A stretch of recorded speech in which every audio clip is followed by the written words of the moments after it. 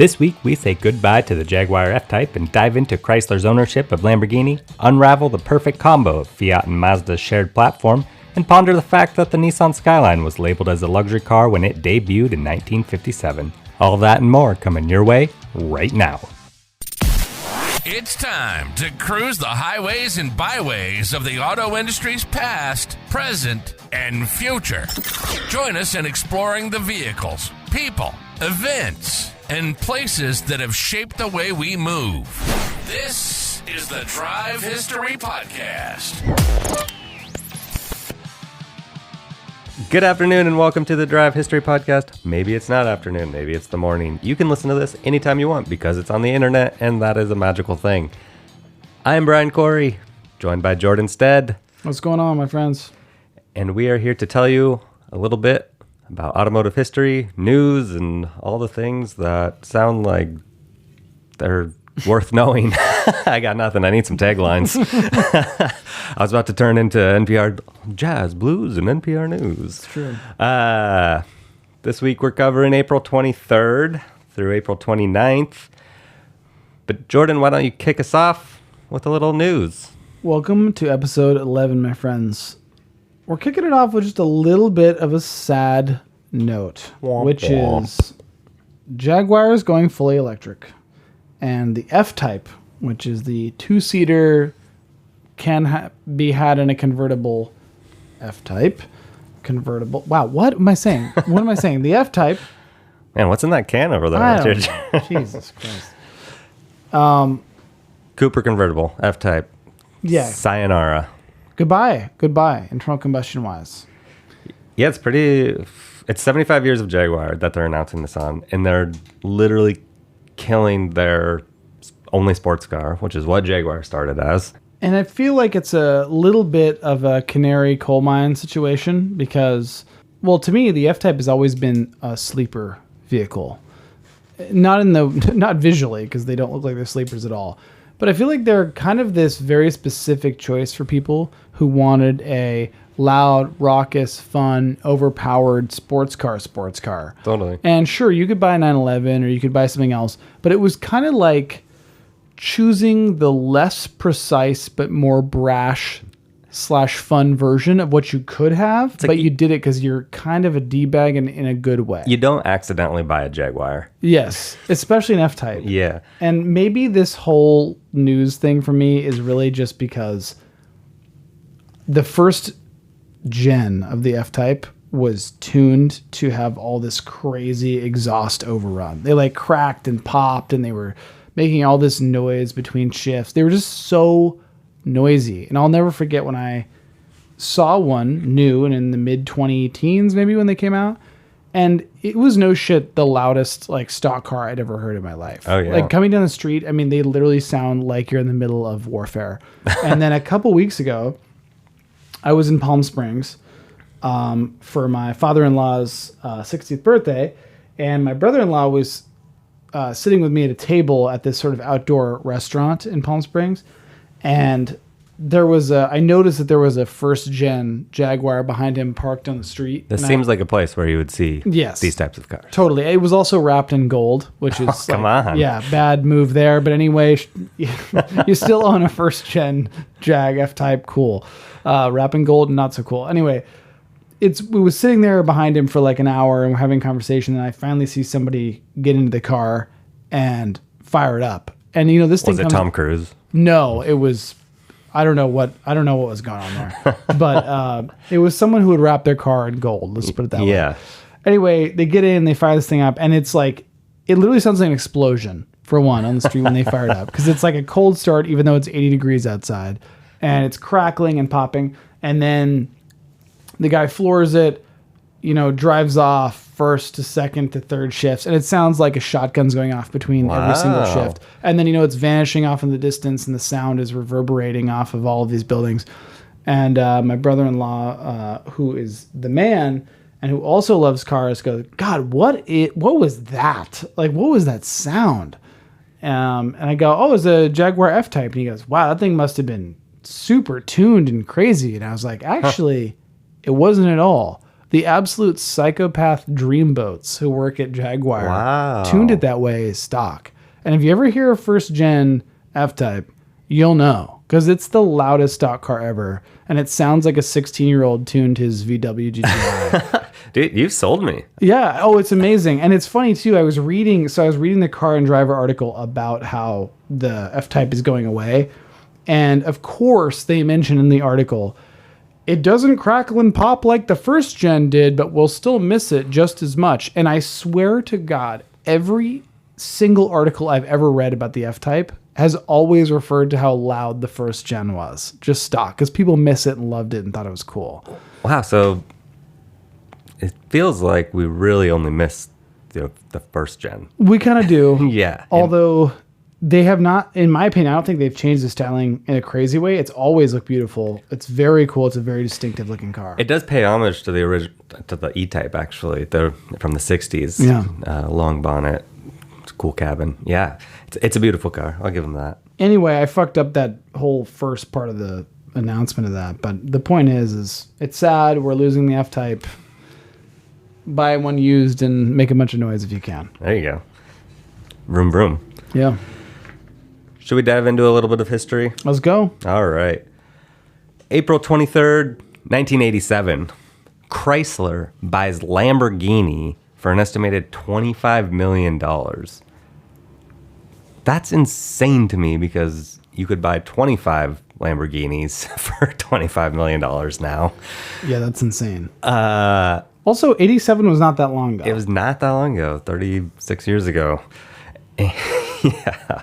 And it's just one of those things, too, that's like people tend to forget or miss all these acquisitions and sales of brands in the auto industry. And for Chrysler, having just been essentially bailed out at this time by the U.S. government, then goes and buys an Italian sports car brand, puts a bunch of money into it, launches the Diablo, which nets for the first time $1 million profit for Lamborghini. For the first time ever, they made $1 million in a year. Oh. And Lamborghini was 30 years old at this, or 20 something years old at this point. Also iconic car. Like Right. Late 80s Diablo, amazing. Right. So it's just a weird tale. They didn't hold on to it long. Chrysler sold it in 94 to like an Indonesian investor group. And then now, of course, Volkswagen owns it. What a saga. Like, I was just reading this sentence. Like, you made it sound way better than the way you wrote it here. Yeah. Let me just read it the way that he wrote it initially. 1987, Chrysler buys Lamborghini for an estimated $25 million. Launches the Diablo. Sells to an Indonesian investor group in 1984. VW later purchases it. Like, what an insane Sequence of events. Yeah, what is happening here? This is such a violent history. Bam, bam, bam. Yeah, well, it didn't work out for them then. And Chrysler's still trying to figure out its identity. So, Well, thank God this all happened the way that it did. I think we're in a better spot now. I think so. Okay, onward and upward. April 24th, 1957, the first Nissan Skyline is introduced. It was originally marketed as a luxury car. Would you consider it now, we're on the 13th generation, to still be luxury? I don't have the license to say. I've spent very minimal time in Skylines. I think it's probably like history's idea of a luxury car. Yeah. So at the time, it was probably very luxurious. Right. I've been in most recently an R35 Skyline. I would not say it's a luxury car. Is that what you were cruising around in Japan? Oh, that too. Yeah, actually, you're right. I've been in several R35s. One here in Washington that was tuned to like 700 something horsepower. Did a launch, almost crapped my pants. And then the one in Japan, which was also tuned to that, but we drove at 30 miles an hour all night. So Right. I would not say it's a luxury vehicle at all. In fact, man, this might be the hottest take right now. And maybe this is the hot take of the episode. In my head right now, the R35 is the same level of quote unquote luxury that you would get from a BRZ. Feels the same, similar sort of materials, similar kind of seat, the way it holds you. I don't know. Yeah, Maybe I I'm can see off it. base. To me, that's kind of how it felt. Why do you think the Skyline is so desirable and like iconic here in the States. I'm sure it is in Japan, but I can't speak to that. But I know now, especially with the 25-year rule, so what are we on? R34s can now be imported, right? And you're starting to see them around town. You're starting to see them at shows. There's tons of R33s and R32s everywhere, it seems like. What made them hot? I think it's the scarcity protocol. Yeah. Well, literally growing up with like Fast and the Furious and Need for Speed and that kind of thing. Yeah. Like now you can buy your video game car. Yeah. I mean, if you live anywhere but Japan, the reason why you're probably into 1990s JDM cars is Fast and the Furious. For sure. Let's be completely honest. Like whether you want to like admit it or not, that's my personal connection, and every single person I know that's into those cars is into them because of Fast and Furious. I think you hit the nail on the head with that one. I kind of want one. I've only driven one Japanese right-hand drive car that was a stick, and that was a little bit of a learning experience. That was fun. I do think it's just all scarcity protocol though. Like I think we may have just actually, another hot take, just past peak Skyline in the US. Oh yeah? Because I think right as the 25-year hit and the R34 was like, thumbs up, let's do it. I've seen more R34s in the past year than I have ever before in my life, obviously, right? Naturally. Sure.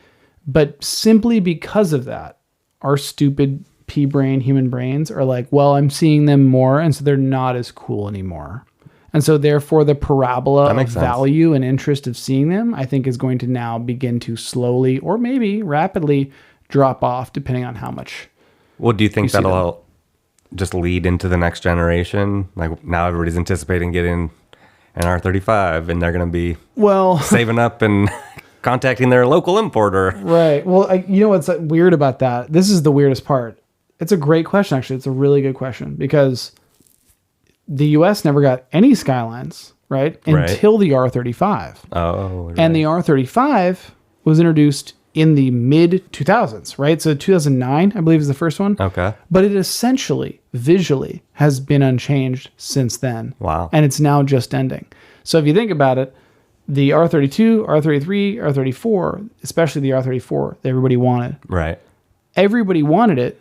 Now you can get it. Right. So the scarcity protocol is gonna wind down. True. And people have been driving R35s in the States for 15 years. That's true. That's fair. So they're not scarce. But they're not right-hand drive. That too.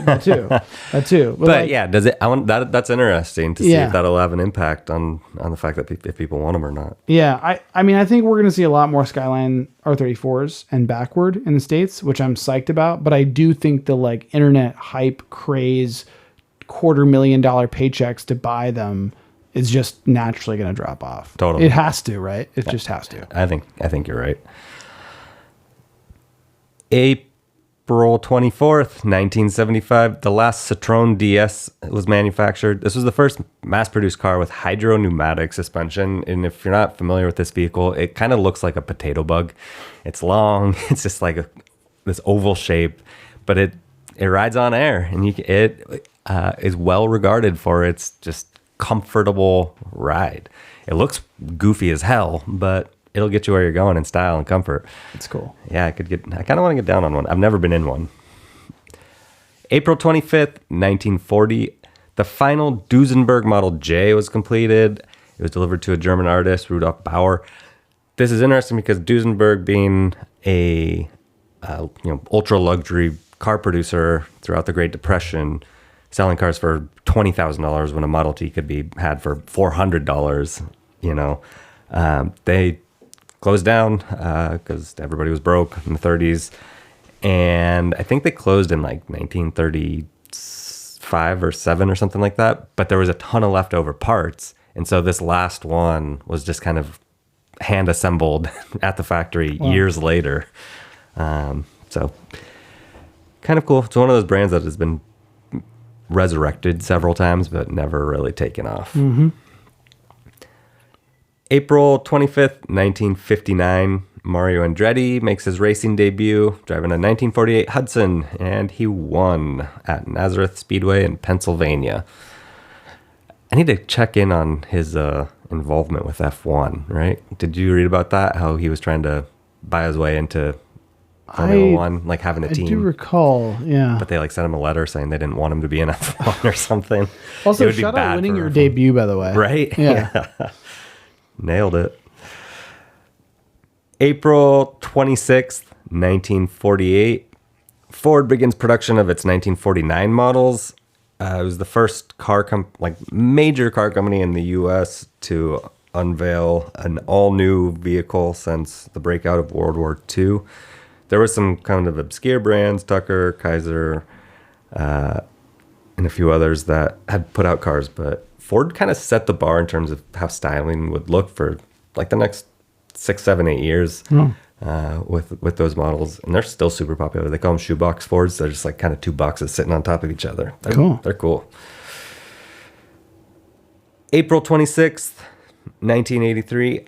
Honda becomes the first Japanese automaker to produce cars in the United States with the opening of its plant in Marysville, Ohio.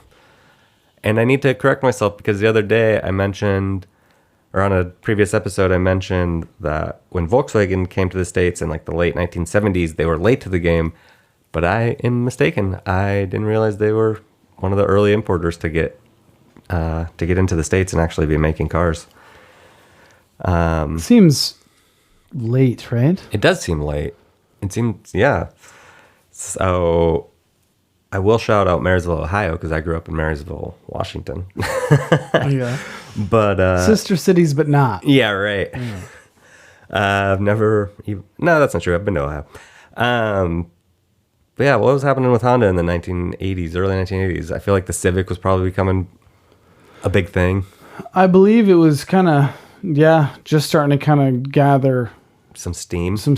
Yeah. I mean, the late 80s into the 90s is really true Civic times. Yeah. At least as far as, I guess my brain equates it to be. The CRX is really, for me, oh man, like the beginning of that like major Honda craze, tuner craze, late 80s into 90s. That's right. CRXs are pretty cool. So cool. Yeah. Yeah. And kind was there of a back seat in those? Or were they just still 2-seat? Ooh, I should know the answer to this. I believe there was a back seat. I can't imagine it was very comfortable, viable. Yeah. Yeah. But yeah, they're great looking cars. Talk about a design that, while dated, still holds up decade after decade, right? It's kind of, we've talked about like the early 2000s and kind of like the, what would you call that era? The retro neoclassical. Yeah, neoclassical. Like I feel like the CRX could have been released at that time and done great. Yeah, you know, sure. like it just has this kind of timeless, almost robo-copy kind of style to it, where you're like, oh, this is cool because I know that it's cool because it was cool at a different time. Right. Yeah, my buddy D'Angelo had one in high school, and I was always impressed with it. It's a cool car. Well, there's like the CRZ now, or there was CRZ, and I think that was modeled after that. Yeah, a little hot hatch. Yeah, and the CRX weighed like 4 pounds. I need a hot hatch hot take. Ooh, give me some. Your top 3. What do you got? My God. I know, on the spot. I'll give you one of mine, and you actually have been feeling this fire for me a little bit. Ooh. But I'm kind of back in the mini game. Okay, Dude, here we go. The Cooper Works. Yes. I want the Clubman, the longer one. Yep. But it would be great to get a Cooper Works little mini hot hatch and just row all 6 gears over and over. Okay, so here's going to be the hard part for you. You had the stick shift R56 Cooper S, which means it was turbo. It was the quote unquote fast version, but it wasn't the John Cooper Works. Not John Cooper Works. So I think what's going to happen if you go down this path is you've painted yourself into a corner where you need to get the John Cooper Works, because if you get a bigger version of the Mini you had, it's going to weigh more. Right. And so you're going to remember what it was like to drive your initial one and be like, well, why does this feel slower and bigger? Right. So now you need to up the power if you're going to get a bigger version of it, and then you'll be all right. So I think it's John Cooper Works only for you, my friend. Yeah, you are correct. Man, and we were talking about the in-house brands. John Cooper Works is another one. Yeah. But Yeah, and then there's the Paceman, which is like the bigger Cooper, Yep. basically. Which I don't think I've ever even seen. They only made it for like 2 years, and not very many of them. Yeah. It's a dumb name. The Paceman, yeah, I mean, it was like, it's a weird choice for sure. But it was when they were also making like the convertible, or not the convertible, the little coupe one, like the 2-seater one. Yeah. So they were trying all these like weird experimental minis, and that one's cool because all-wheel drive. There was a John Cooper Works version. It was a manual. It was turbo. So, it sounds kind of fun.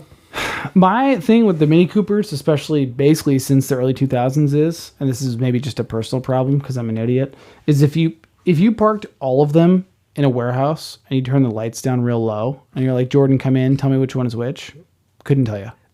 They all look exactly the same to me. Like, I know they're different sizes, Yeah, and you know, I there's hear like, you. they just don't. They're not like There's signature not a enough. little differential, You know, or like markings, even yeah. from a John Cooper Works thing, I would see the little surfboard, which is also kind of a weird little. Yeah, I don't understand that. But like, I would see the logo and be like, oh, cool, that's the fast one. Right. But then I would look at all 3 other trims and be like, that looks exactly the same. That's fair.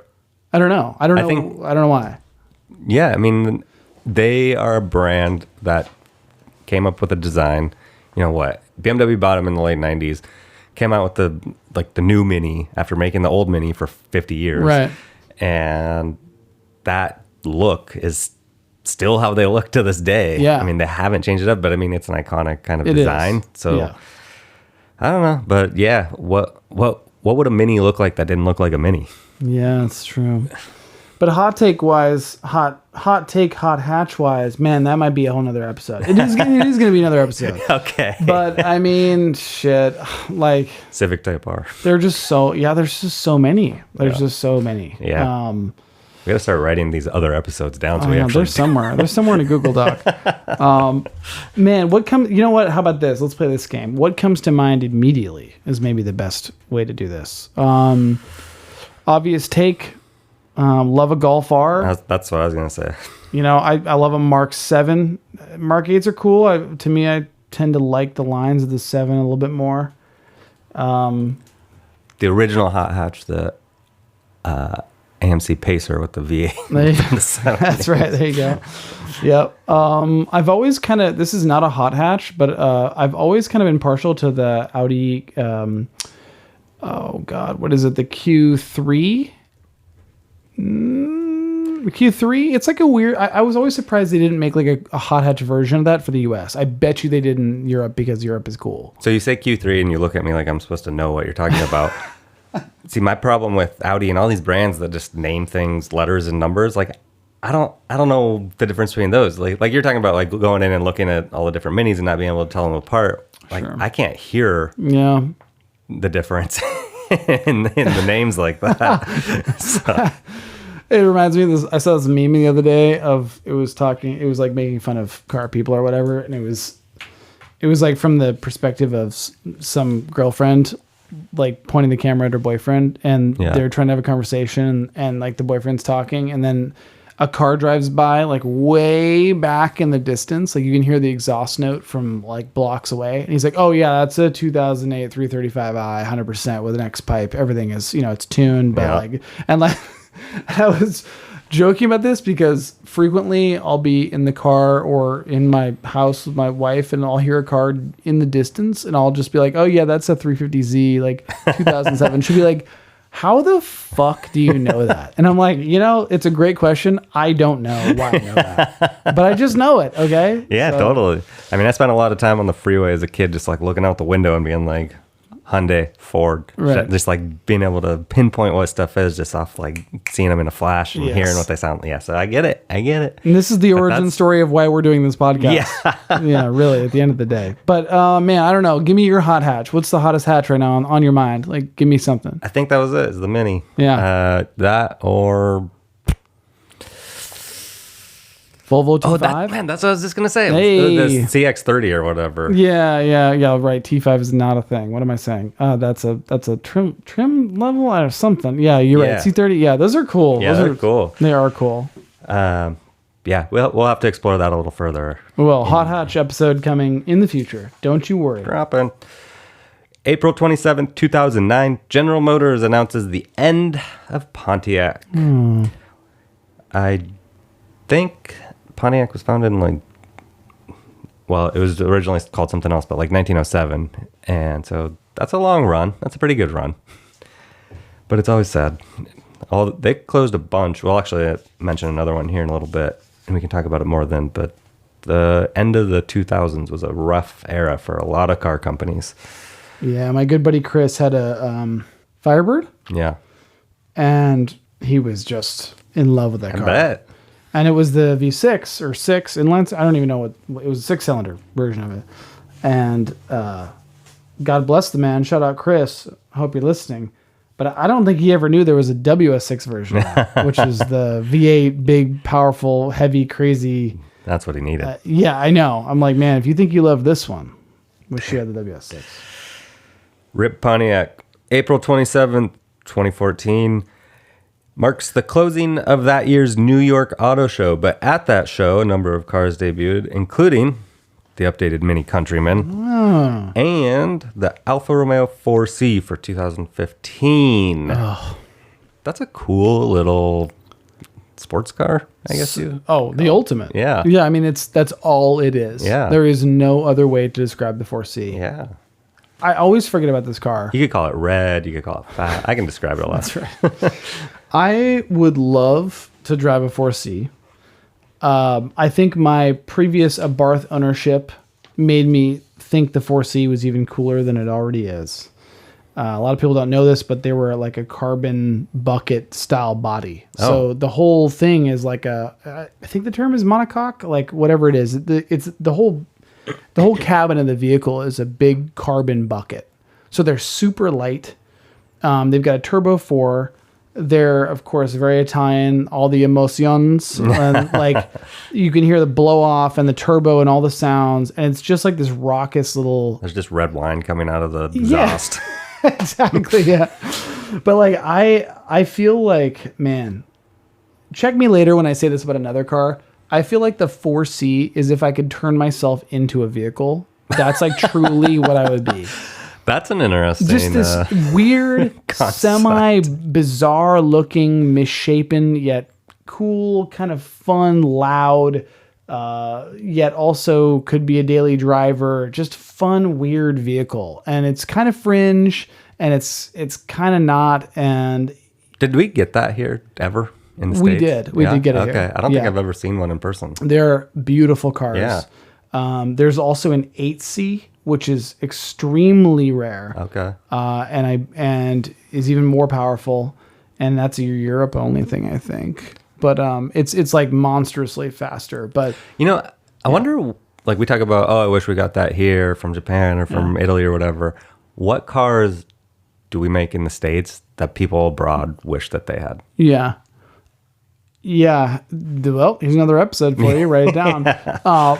Well, I think what's interesting is when you look at, I'm deep in the YouTube automotive car game, as I'm sure a lot of people watching are.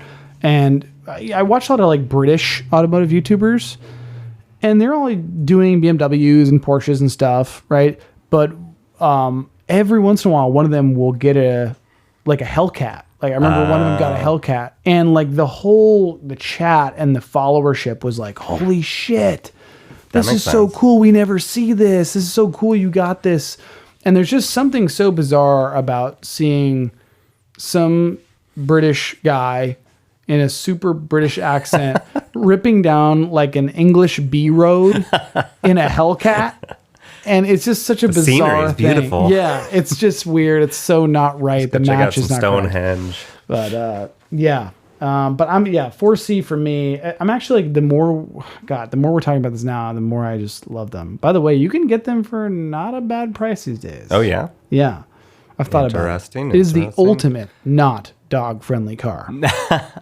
What's the other convertible that 124? Yeah, the Spider, right? Yeah, Fiat. I've seen those around, and those are kind of fun cars. We talk about Miata alternatives, and that's one. It literally is. It was built on the Miata chassis. Oh, I did not know that. Yeah. So, hot dang. In fact, Does it share a drivetrain? Don't know about the exact drivetrain, but it's built on the Miata chassis. Interesting. And what's really funny about this is, so the 124 Fiat, they made an Abarth version. Oh, yeah. And both Spider convertible and otherwise, Yeah. hardtop as well. So, and it also had a turbo. Fun. So remember last episode, we were lamenting the demise of Mazda Speed, right? Right. And how the Miata had a turbo at one point. Well, now You can get a modern Mazda chassis with a turbo, hardtop or not, and in beautiful Fiat Abarth 124 styling. Interesting. Yeah. They're Wow, so it's like cool. the best of both worlds. I agree. I actually agree. I totally agree. And having, as you all know, I had owned a Fiat Abarth 500. That 1.4 liter turbo with a 5-speed, and I think they even made it a 6-speed in the 124, would be amazing, because not only was it loud inside of a cabin of a 500, but imagine with the top down, and you're hearing all the sounds of that stupid fucking car, but with no roof on. So cool. Sounds great. Yeah, and they're beautiful. There's this one color scheme that's like a red, white, black kind of color scheme on those 124s. I think I've seen that. Yeah, I think I've seen that. They're awesome. They're awesome. And you can get them for, last time I checked, low 20s, maybe even in the teens now. Like, it's a steal. I would totally get one again. Might have to put it on the list. Yeah, what are we doing? I think we just discovered the best car ever. Yeah, I'll get a 4C, you get a 124 Spider, we'll be set. With the turbo. Okay. Yeah. Done. Yep. Done. Well, still on the topic of Alfa Romeo, on April 28th, 1876, Nicola Romeo was born in St. Antimo, Italy. So we can tie that all together. There it is. And sharing a birthday, April 28th, 1916, is Ferruccio Lamborghini. So also born in Italy, of course. A lot of good Italian birthdays on April 28th. The homeland. Yeah, Love it. for real. You know I'm half Italian, right? No. Like full half Italian? Yeah, baby, I got the blood Like coursing your- right through me. Your grandpa's from Italy or something? Yeah, we're doing it. Dude. Yeah. All right. Explains all that, right? Man, you're in the mob, aren't you? I wish. I wouldn't have to drive a 2004 Subaru if I was in the fucking mob. You're mobbing. At 20 miles an hour, at 18 miles per gallon, with zero sex appeal, but yeah. Dude, no wonder you're always traveling over to Italy. I guess. Yeah. April 28th, 1921. This is kind of fun. Douglas Davidson. And I was looking, but I don't think he's related to the Harley Davidson family. But Douglas Davidson became the first person to ride a motorcycle faster than 100 miles per hour when he hit 100.76 at the Brooklands. Really blew right through that number. Tagged it. Also, it's really precise. I mean, there was not radar back then. Like, you're literally measuring from point A to point B and doing some math. You know you're in a different time technologically when breaking the 100-mile-an-hour barrier is going 100.76. Right. Yeah. It's like, whoa, big strides. Made it. It's amazing. Hey, he's in the history books. At least mine. Yep. April 29th, 1915, Chevrolet introduced the Model 490, which cost $490. And I put this in here only so we could talk more about car names, because this makes sense. Name the car. Okay, we couldn't do that today. We'd be talking about the 45,432. Yeah. But, Oh, man. but that makes sense. Everybody knows. And also, it's just like you're wearing it on your sleeve. Like when you're driving down the street, you're like, I have $490. Yeah. There's so many like interesting things you could poke at this. Yeah. Like I love how just it's such a frozen moment in time too. Like 2 years could change and they're like, fuck, we have to change the name of this car. Right. Was it still $490 when it was used? That's, yeah, for real. Exactly. That's how you bargain. You're like, I don't think so, asshole. It's on no the way. badge. Yeah, pretty good. Pretty good. Good one, Chevy. Oh. April 29th, 1951. Hold up. Wait, sorry. 490. What even is it? What, I've never even heard of that. Oh, it was just, I'm sure it was a little 4 or 6 cylinder. Oh, it's a 1915. Okay. Yeah. So that thing is a four it was wheels. Model T okay. adjacent. Got it. All right. Yeah. All right. $490 starting to make more sense now. Yeah, got it. April 29th, 1951, NASCAR superstar Dale Earnhardt was born in North Carolina. Get him. Get him. He died at the Daytona 500 in 2001. Just to wrap that up. Yeah. And ending this history section on a bit of a sad note, April 29th, 2004, the last Oldsmobile is produced, ending 106 years of production. And the last car to come off the line was a four-door Oldsmobile Alero. You want to talk a little bit about your Oldsmobile connections?